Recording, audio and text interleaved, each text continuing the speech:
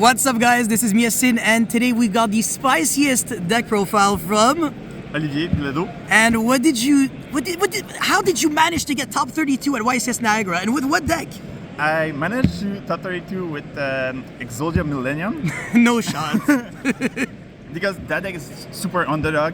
Nobody expects it, and for the fun story, I decided to play this deck 4 days before the event.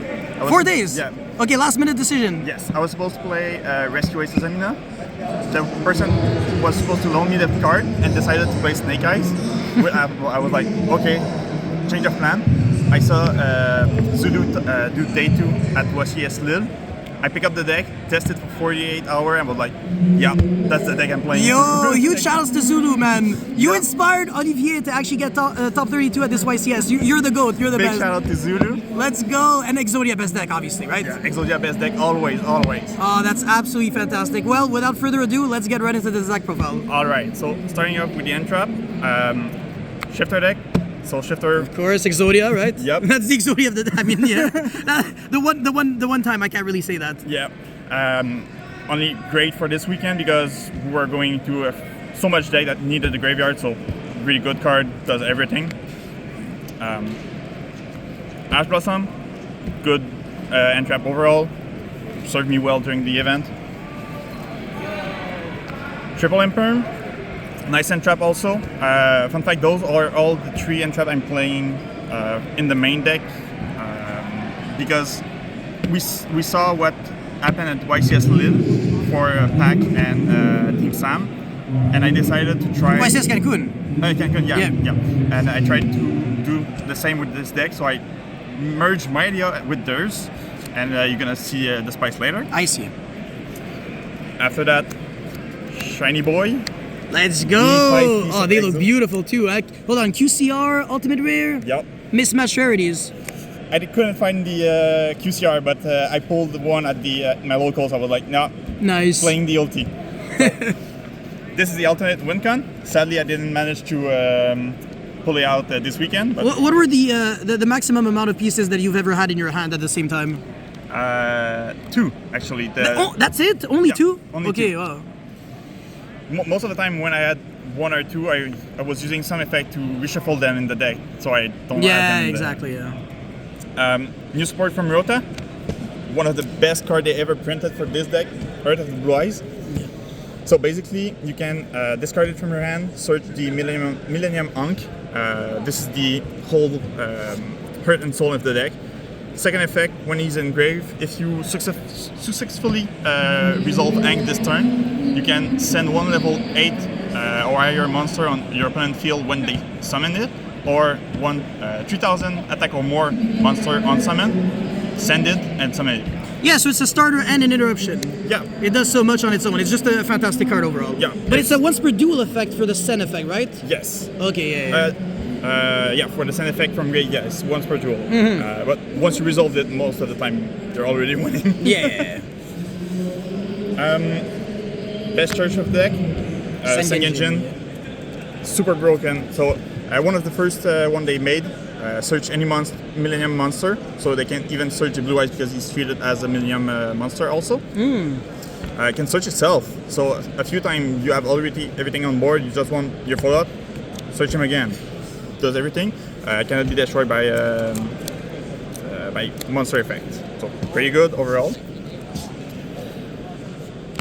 Shield, easy search for Millennium Ankh. So another starter. Basically, the deck is 17 starter card. Everything goes to Ankh. 17 and 40 cards? 42 card. 42?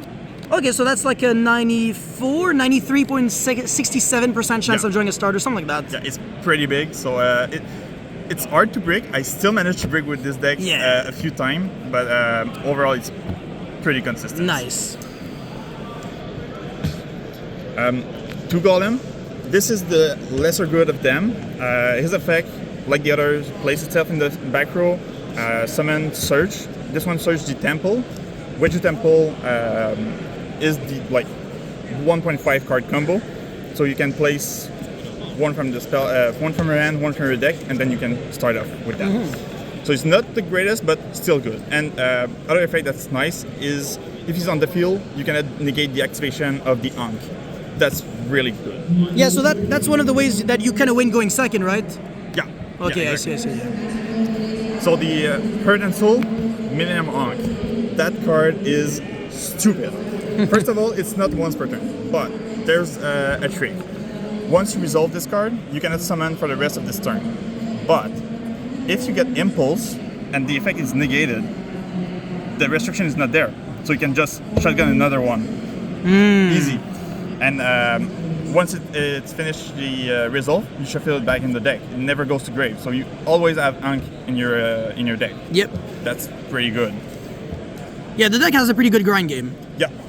And even there's so much I just had this and interruption in my hand. I was like, okay, Ankh, summon the big guy, set 1/2 card, pass. Yeah. It was just enough. After that, to Wedju Temple. I was debating if I was playing 1, 2, 1 or 2 Golem. I felt for me the best ratio was 2-2 because you want to see the monster, you want to see the temple, and for another tech card, you're gonna see why 2 is better. I am looking for the following duelists. If you hear your name, One terraforming to search the temple or search another spice. Sacralization. So this is the reason you play 2, because if you have 1 in your hand, you can set the other one on your opponent's field. And now the tech card, Secret Village.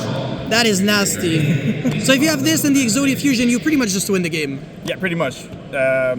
Sometimes they can try to play and they like do anima or like try to cheat out the spellcaster, but when they do that, most of their main combo line is so like scrambled.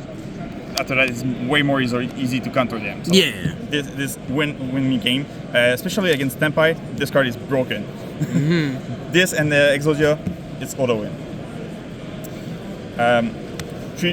Triple Tactic Talent, pretty good right now. Several people play Entrap, Mold Charmy, so this is really good. Since you have all the starter and easy access to Ankh, you try to do your thing, they try to stop you. Triple Tactic, look at their end, snipe the starters, snipe something you don't want to see, and you're good. Graspy for more consistency, like we didn't have enough. So hold on, when you say 17 starters, do you mean 17 including Prosperity or 60 or 17 plus Prosperity? Sorry. I do include it because it's just like... Yeah, the probability of getting something is so high that... Yeah. If you didn't see anything, you like just take interruption instead. Like most of the time I had everything and just search for another interruption. Yeah, like a Ash or Imperm. Ash, Imperm, anything. Obliterate Blaze. So this is one of the 2 spell trap, one of the 3 spell trap you can search. I'm only playing 2 of them. This one is the OTK enabler. So basically what it does, quick play, you can activate it. At resolution, you choose 1 Exodia level 10 or higher. It gains 2 effects. First of all, you can pay half your life point, blow as many spell trap as possible on the field, and equip all 5 pieces from your hand or deck to Exodia, and gives 2000 attack per piece equipped. So it's the OTK enabler. Yeah, and the second effect it gives to the Exodia, Pursing. Yeah, so yeah, if they have a big wall and they're trying to survive exactly. a direct attack or something, whatever, you still kill them. Yeah, exactly. So really good. It saved me in 1 game. I usually don't want to see it because you can search it, but I drew it on top of my deck and it just like won me the game on that one level. Perfect, right timing. Nice. 2 Exod of Rage.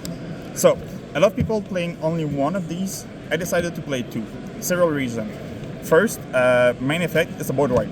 If you control Exodia, just blow up the whole board, and most of the time they just pass. Yeah. Second effect is you can banish this card from the grave. Not the turn it was sent there, but on the other turn. Shuffle either up to 5 pieces of Exodia that were in your grave and or banished to your deck.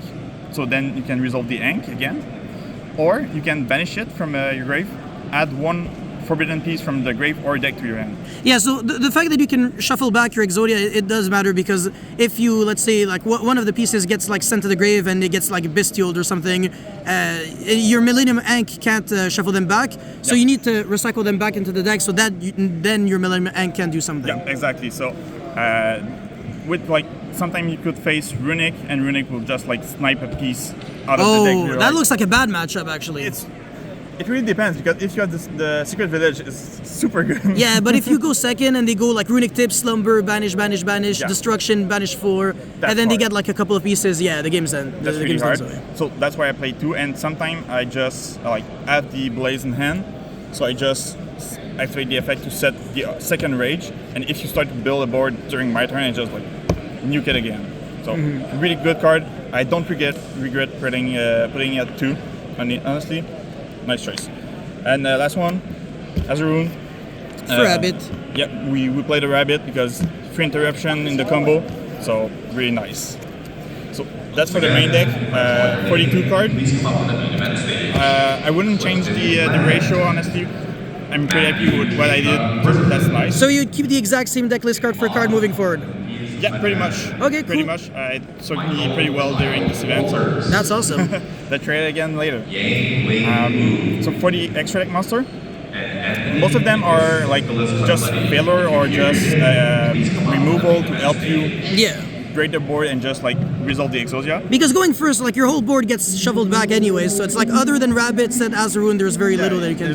There's no like it doesn't need to have monster on board. You just Exodia and keep your Millennium. Yeah. Oh. Okay. Well, that was caught on video. There you go. Huh? Unreal. That's a nice one. Yeah. All right. So for extra deck, 1 Osa, because all your Millennium are Earth monster, so it's pretty easy to do it. Of course, you will not resolve the effect to summon one each time, but the other reason you play it is because Secret Village. So if you trap under Secret Village and still have 2 Millennium, you just take them, make a spellcaster. There you go. And then you pray to God that they don't go normal summon Gemini Garnet attack. Second one, Moon of the Closed Heaven. Yeah, I haven't seen any Fiendsmith cards in there. Nope, no Fiendsmith. There's a reason. This card has an effect. Nobody reads it, and it's It has an super good. effect. Yeah. So the effect to target a monster and use it for a link summon of a link 5 or higher. Yeah, 5 or 5 higher. or higher. Most of the time it baits interruption. I did it against a branded player. I used it and he shotgunned the Mirror Jade. I was like, okay, fine, sure, go for it. And after that, you just use this because you can easily summon your 3 Millennium monster. And then you can make a goddess using like 2 opponents' monsters. 2 opponent monster, the Closed Moon, and one of your last Millennium. Yeah. Do the goddess, use Ankh, reshuffle the goddess. Yeah, so 3 bodies on board pretty much breaks the full board. Yeah, pretty much. So this was really nice this weekend. It was actually like one of the only card I summoned in the extra deck. Silhouette Rabbit, the other one I summoned, really good, set the trap, shuffle it back. And even if they negate it, on the next turn, if you didn't like manage to kill them and you want to go in the grinding game, you can just do it again because you shuffle everything, and so you can try to set the trap again. Yep. Nice card. Sorcerer of Sabek. This was a spicy tech. I didn't have the chance to resolve it, but in case I needed it, I will have it. So basically, what it does is you can gain life point to the damage you make to an opponent based on the damage you make with a monster. It's 0.2. So since Exodia gain a lot of attack points and swing in your opponent, you're gonna gain a lot of life, and on the following turn it's gonna go crazy again. And the second effect to burn is like okay, but never gonna resolve. And also, if I recall correctly, the Exodia Fusion, it gains attack, but it doesn't disappear at the end of the turn. It doesn't disappear, so Yeah. it will just like keep stacking on top. Yeah, so the more life points you have, the better it is. Yeah. 1 IP, just there to link stuff. I never use it because each time I shuffle everything, so Yeah. it's just there to link stuff away. 1 SP didn't come up this weekend, but it can come up to remove things on the table. That's pretty hard, since you can do things with your Millennium and like quick link 2, like those. So it's pretty easy to do an SP, remove something, and shuffle back the SP with the ink, and turn after, just do it again. So good way to recycle the SP.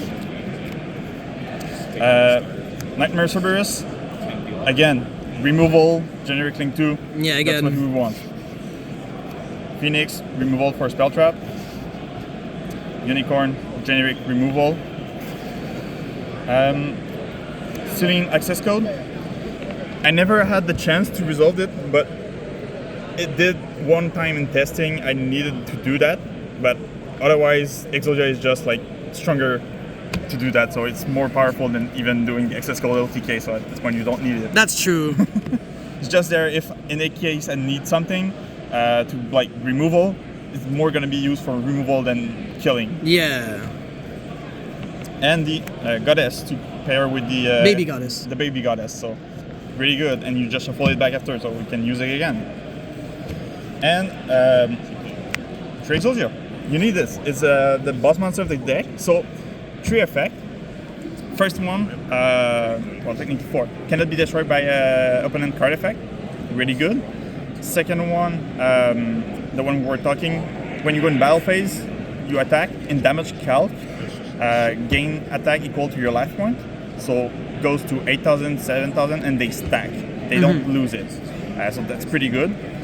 He also has second effect. Another effect is spell trap negate. So not that much card has those kind of negate effect in the game. So it's pretty hard, and it a lot of deck right now to stop really powerful spell like the Sentient Summoning, Sentient Kaiman, the Deception, the OSS, like all of the crazy spell you have in the game. Nope. Negate. Yeah. And it's negate the activation, so if it's on the activation of the continuous, it's just like put it in the grave. So really nice one. And the last effect, in the end phase, you can activate this effect to set one Exod. During either player's end phase? Either player end okay, phase. okay, I see. You can set one Exod spell trap or one Obliterate spell trap. Which you don't play? Well, I do play one. EXODIA Obliterate? I play the Exod spell. Yeah, that I know. And the Exod Obliterate play. That's the Obliterate. Oh, okay, okay. I thought it was an Exod card as well. Okay, No. okay. The only one I don't play is the Obliterate Continuous Trap. Yeah, that one's I see some lists played it, but it felt like it was way too slow. yeah, it just bounces back one card. Bounce back one card, and you need to use the pieces in your hand, so they go to grave. I don't want them in the grave. So, Yeah. yeah. Other fun fact: all these effects, soft ones per turn. So on the next turn, if he's still alive and you summon another one, you just have 2 big guy with all their effects on. It's Yeah. crazy. So this is for the extra deck. And reason for playing 3, Gashira Unicorn is still there. You want to have at least 2. Either way, the extra deck is not tied, so it's not like No, it's not a big problem. Like these are mandatory. The rest is like do whatever you want. So even if you're broke and you can't afford SP, it's fine. It's fine, yeah. Like you see, just play Cerberus. There you go. Yeah, it's just as good. Yeah, so who cares? And it will do the job. So There you go. So good budget deck, you want to say? pretty much, I bought the whole deck for like $100 Canadian. So That's pretty less cheap. than 100 US. There we go. Yeah, so pretty cheap overall. And even the blue eyes were pretty cheap. I think I bought them like 11 a piece. So pretty good. That's awesome. So side deck. The other entrap in the deck, Spooky.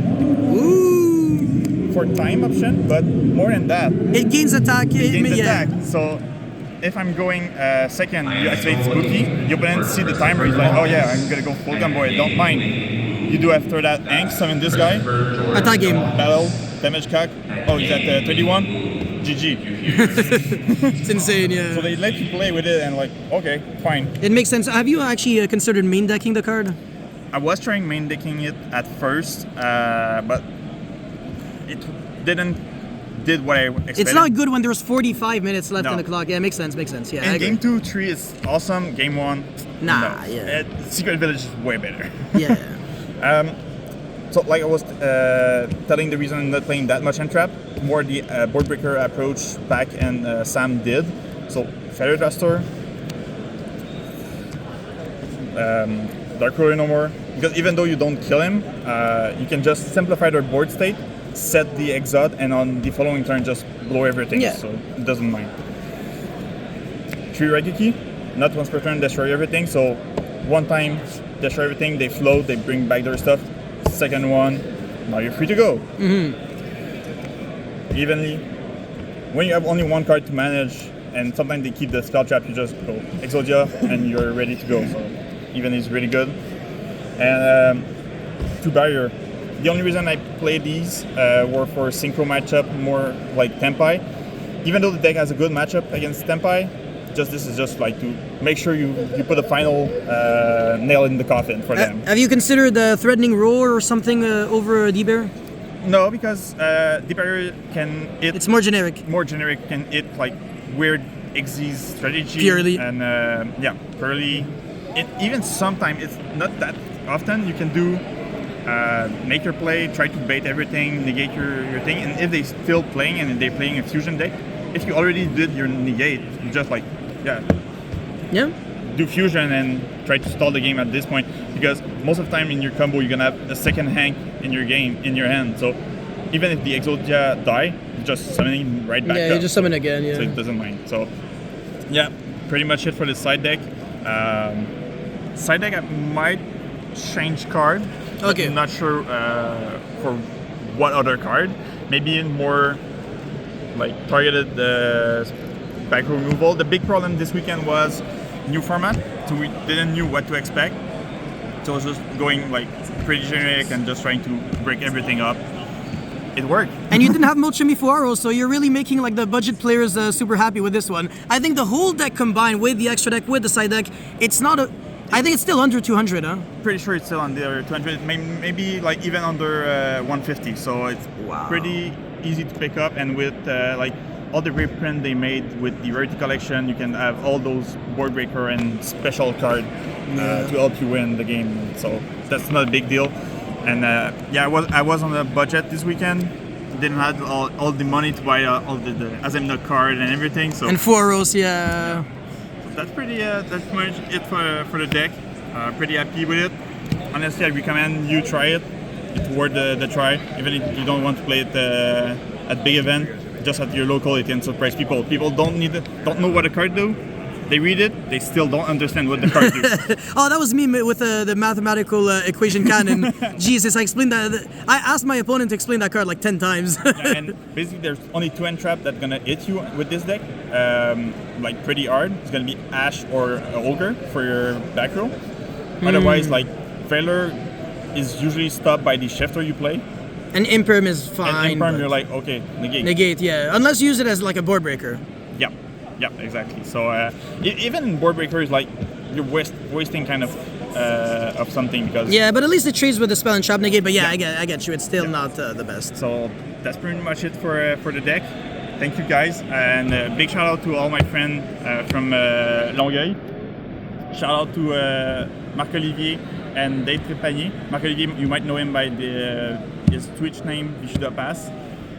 Those two were my coach for like the past year and a half, and they judged me by playing this deck, and now they're and they didn't top, but you did. No, they didn't top, and I did, so now I'm better than them. There you go. Beautiful. That's awesome. Well, I'm honestly really happy for you. That's a beautiful performance. Top 32 with the spice. I also think you're the first Exodia player in history to top a YCS with the deck, huh?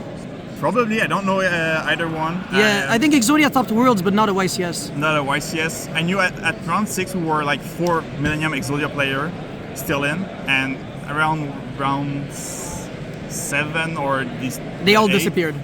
They all disappeared. I was the only one who was like, why? Beautiful. It's just so good. So yeah. It is, man. You know what? I might actually try it out myself. Do it. Yep. It's worth the try at least. For sure. Anyways, thank you guys so much for watching. Don't forget to like and subscribe, and I'll see you guys very soon. Peace.